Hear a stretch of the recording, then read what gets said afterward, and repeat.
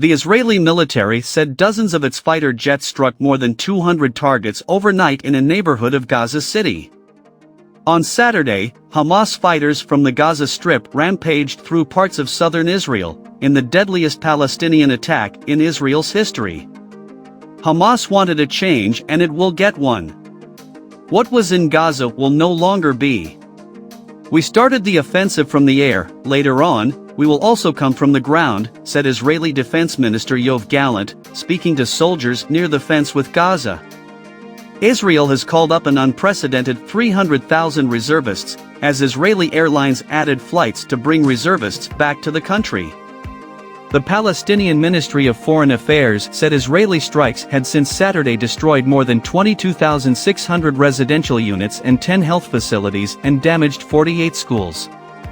2 members of Hamas's political office were killed in an airstrike in Khan Yunis, a Hamas official said.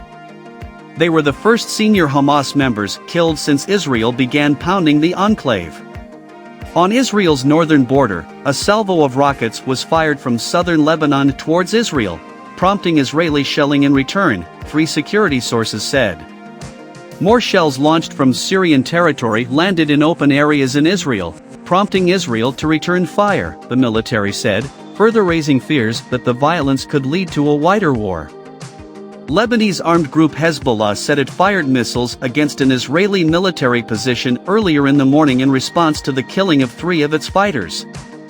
The Palestinian news agency Wafa is reporting that Israeli forces dropped white phosphorus bombs on the Al-Karama neighborhood in Gaza earlier in the night. Diplomacy. U.S. President Joe Biden called the attacks by Hamas an act of sheer evil and added that at least 14 Americans were killed. Secretary of State Antony Blinken will arrive in Israel on Thursday, in a show of solidarity. Egypt is moving to prevent a mass exodus south from the Gaza Strip, as Israeli bombardments halted crossings. European Union foreign ministers met to try to resolve divisions over whether to continue aid payments to Palestinians.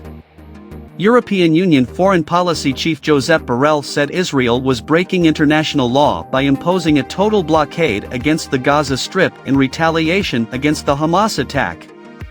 Iran's Supreme Leader Ayatollah Ali Khamenei said Tehran was not involved in the Hamas attack, though he kissed the hands of those doing damage to Israel. Russian President Vladimir Putin is blaming U.S. policy failures for the Israel-Hamas war.